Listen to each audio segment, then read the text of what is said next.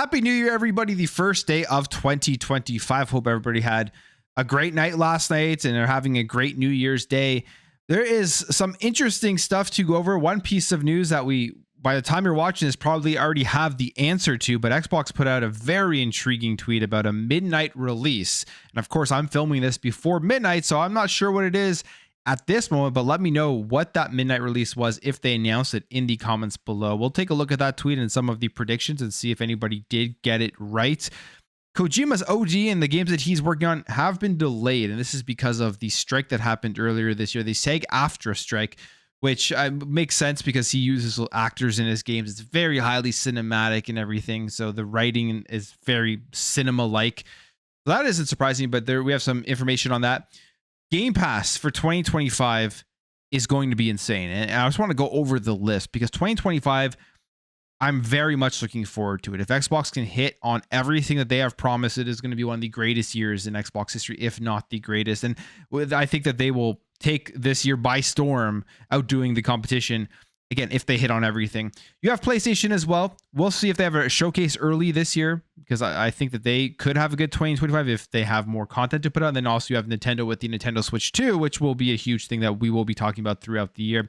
Steam's getting more games than ever. And I think this really does show where this industry is going. A PC from the console side of things, they need to get those PC gamers there, but they've increased the amount of games on the Steam platform. And LG showcases an insane monitor. This is going to be the future of gaming for a lot of people once these things become affordable, I guess, but it's insane. So we will take a look at that, but we'll start off here and let us look at Xbox. They're just teasing everybody to start off the year. I mean, this was tweeted on New Year's Eve at around noon, 12:19 p.m. They put this out Eastern time.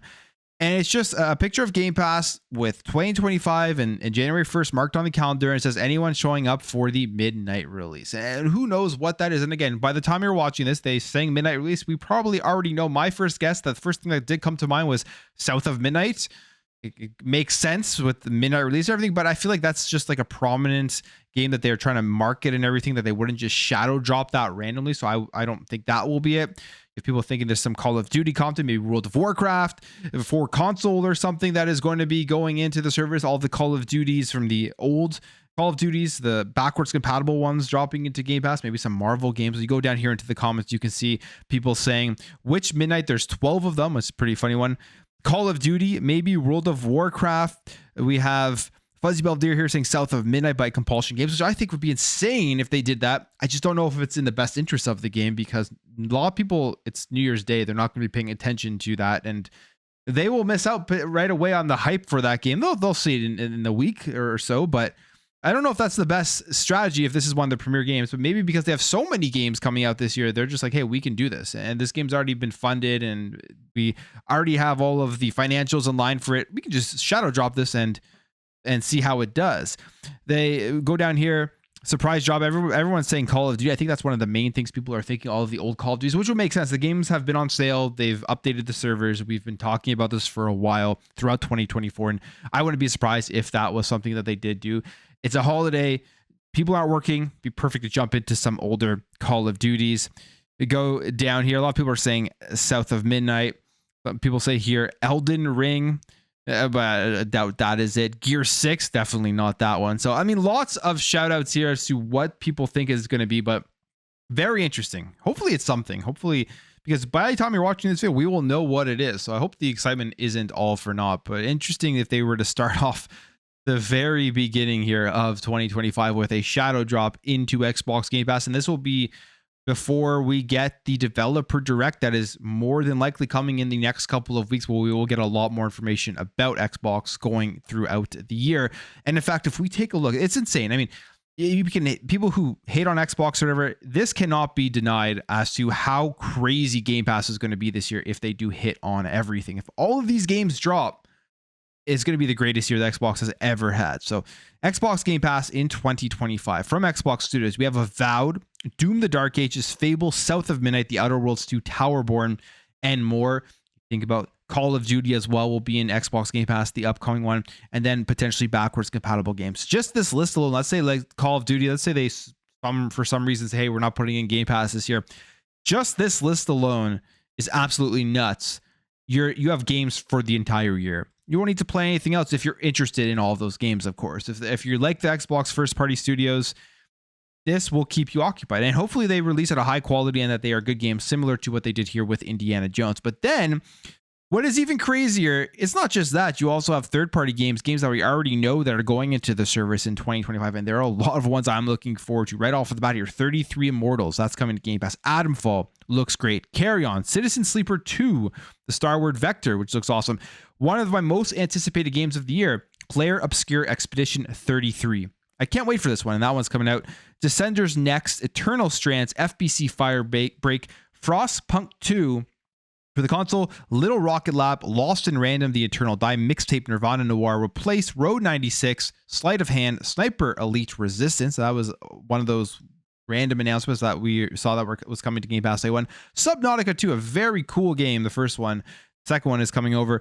The Alters, Wheel World, Winter Burrow, Wu Chang, Fallen Feathers, which looks very cool, and again, and more. So there is more stuff coming over to Game Pass. It's an insane lineup. This cannot be beaten unless we get some competition here from PlayStation Plus, that they look at Game Pass, they see its prominence, they see people enjoying it, they see the numbers increasing and everything, and then they compete here and make it as good. But it is the best value in gaming by far. And 2025, if they do hit on everything, will be the best year in Xbox history. I just can't think about a year that has been more stacked than this, especially with a service like Xbox Game Pass, where you get all these games day one. Insane. So hopefully they hit on them, and I'm sure we'll see a lot more about this, again, at the Developer Direct. Now, when it comes to games that Xbox is working on from their Xbox Global Publishing and their third-party deals that will be exclusive to the Xbox console, at least for now, Hideo Kojima's OD game has been delayed due to the SAG-AFTRA strike. We have this information here, and it says an area of development for two of Hideo Kojima's upcoming games have been delayed. In a post on social media, he said that both OD and Physint have been impacted by the current SAG-AFTRA strike. He says specifically that he wanted to give players an update on where things stand with these main projects, Death Stranding 2, OD, and Physint. Regarding Death Stranding 2, he says the team started to play and build up the game. So that one seems like it is in a okay shape. It hasn't really been affected very much. And goes on here and says, first with OD, Kojima says that game development continued along with actor and environment scanning. In the second half of the year, though, scanning and filming was suspended due to the strike. For Physint, casting was suspended due to the strike. So both those games are delayed. Who knows when we will get them? I mean, for me personally, I'm not like that crazy looking forward to it. I'll just be completely honest, because I'm not a fan of Death Stranding. I like Metal Gear. I think Kojima is an absolute genius, but I just wasn't a fan of Death Stranding. So I am somewhat skeptical about what OD is going to be, if it's going to be in the same sort of vein. But at the same time, I will definitely keep my eyes open and check it out when it does drop, because he is a genius. I mean, his storytelling is crazy. Even if you can't understand it half the time, his brain and his ideas are just out of this world. So for that alone, I will look forward to it. But there's so many games. Like, I'm not sad that this one is being delayed at this point, because it's not really at the top of my list and on my radar. Now, when it comes to Steam, we know if you don't put your game on Steam and your game's on PC, you might as well just not put it out at all. We've seen Ubisoft backtrack, where they're putting all their games on Steam now. You look at Xbox and you look at PlayStation. Xbox specifically has their own launcher, Xbox app, but they still put their games day one on Steam, because they know that's where the PC gamers are. That's going to be a major thing for Xbox. What they will try to do is compete against the Steam storefront. It will be very difficult, but with things like Xbox Play Anywhere, cloud saves, and that whole ecosystem, I think they could have a little bit of a fighting chance to compete with it. I don't think they'll ever surpass it or anything, but just a fighting chance where people will start to think twice as to where they want to purchase their games. You can buy it on the Xbox ecosystem, especially if you have an Xbox console, and you can play anywhere, cloud save on the cloud, on the console, on the PC. But if you don't put your game on Steam, you might as well just not put it on PC at all. And more games are being added to Steam every single year. We have this year, almost 19,000 new games were released on Steam in 2024, more than any year before. And again, I think this just really shows that a lot of these companies, a lot of these developers and publishers are realizing they got to reach out to the PC gamers, with the console market, I would say, overall stagnating. I mean, they're just selling consoles to the same people over and over again. But if they want to expand, got to reach more people. PC is one way to do it. It says the stats page gave a fairly brief general look at the state of game releases in Steam for 2024. And this is the Steam database page. And they say 18,949 new games were released on Steam this year, beating last year's 14,310 by quite a margin. In fact, with one exception, the number of new games each year has climbed well above the year prior. So a huge jump here. A huge jump is 4,000 or 5,000 more games onto Steam. And you have to ask yourself, will they surpass 20K in 2025 and beyond? Will this continue? And I think it will. I think more people are getting into making games. Making games, I think, is becoming somewhat easier with just the help of a lot of these engines that make the lives of developers easier than previously we had that. So, and you're seeing people be able to make incredible games alone. Single games, like look at Balatro, how praised that was. That was one guy pretty much making that game. And we've seen this happen in the past. Game like Celeste was one person as well. So I think we will see more and more games popping in just as game development becomes easier to access for more people, especially with the indie devs that are putting out some great stuff. And then we have this here, kind of end things off before we'll talk about a little bit about the new year and everything. But we have this here. LG is showcasing the world's first 5K 2K bendable gaming monitor, taking premiumness to new levels. This is insane. We will see more of this at CES 2025. I'm very excited for CES this year. Probably going to see more about the new GPUs, like the RTX 50 series cards, which have basically already been leaked, the new AMD cards, which again have pretty much already been leaked. But then we're seeing stuff like this, the newest Ultragear from LG. And this thing is pretty insane. I mean, it is a curved monitor that can also be flat. It is the first bendable 5K 2K gaming monitor from LG. They say it's 45 inches and can transition from completely flat to 900 arc curvature within seconds. And they also mentioned some of the specs. I mean, 0.03 millisecond response time. And it is also completely OLED, 5120 by 2160 display. And they have the 21:9 aspect ratio, which they say is better than with compatibility over the 32:9 aspect ratio. But a 45-inch bendable monitor OLED, this thing is going to be insane. It's going to cost a ton of money, but imagine playing games on that and how good it is going to look, and then just being able to go back and forth with the immersion. It'll be very interesting to see how this thing really does work when we do see more of it at CES. But the technology for this type of stuff is just getting better and better, the screen technology.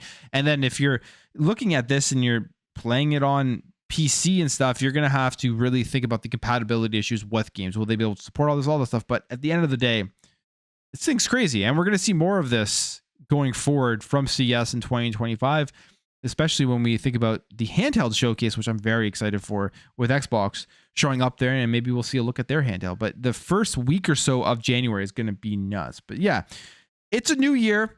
I want to thank everybody for supporting me throughout 2024. I reached 21K subscribers. I can't wait to see how much more I can grow here in 2025. Appreciate all of the support. Appreciate everyone watching my videos every morning. All the comments I see where people tell me that their kids dance to the music and that it's your morning, part of your morning routine to listen to my videos and get caught up on the gaming news. I do appreciate all of that stuff. So thank you guys for watching. Thank you for your support, and I'll catch you guys in the next video.